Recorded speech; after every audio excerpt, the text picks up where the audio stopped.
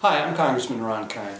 This week we witnessed formal ceremonies in Baghdad concluding the combat mission in Iraq. I congratulate President Obama and his administration for staying true to the promise they made, that they would conclude and withdraw U.S. forces from Iraq during his first term. And it was time. I don't know what more our troops could be asked to do than what they've already accomplished in Iraq. They come home now proud of the mission that they've accomplished and for their service to our country.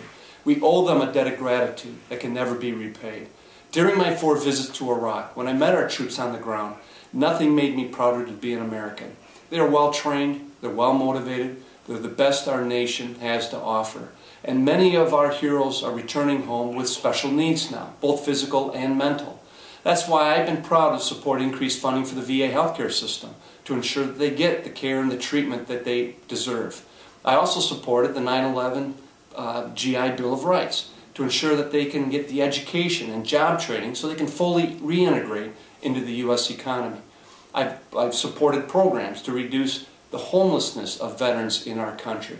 And I'll always continue to ensure that the obligations and the responsibilities that we have to our veterans are upheld as a nation. This will not come cheap. This will not be easy, but it must be done. And now with the withdrawal of forces from Iraq, it gives us an opportunity for further deficit reduction. It's time that we stop rebuilding Iraq and start rebuilding the United States again. There are things that we can and should do to get the economy growing with good paying jobs and to make sure that our veterans have the opportunity to find that employment. That's why I supported recently tax incentives for employers large and small to hire veterans.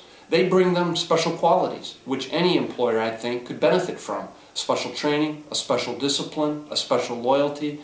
So the fact that our veterans have an unemployment rate north of 20% is unacceptable, and we can do a lot better.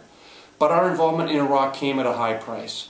In Wisconsin alone, we lost 93 troops during our time there, 20 from western Wisconsin alone. And it cost us over $1 trillion.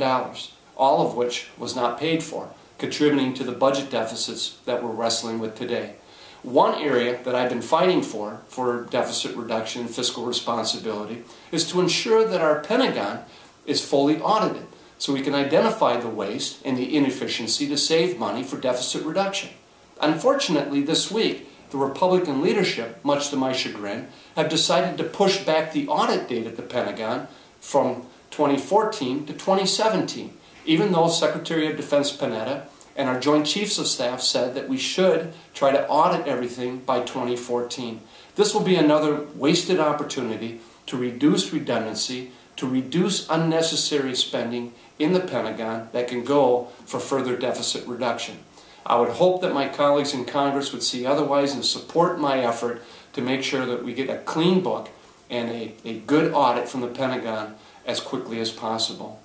So if you have an opportunity to say thanks to a veteran in your life or in your community, I hope we do that. We do owe them a great debt that can never be repaid, and a thank you that they should hear each day of the year. Thank you.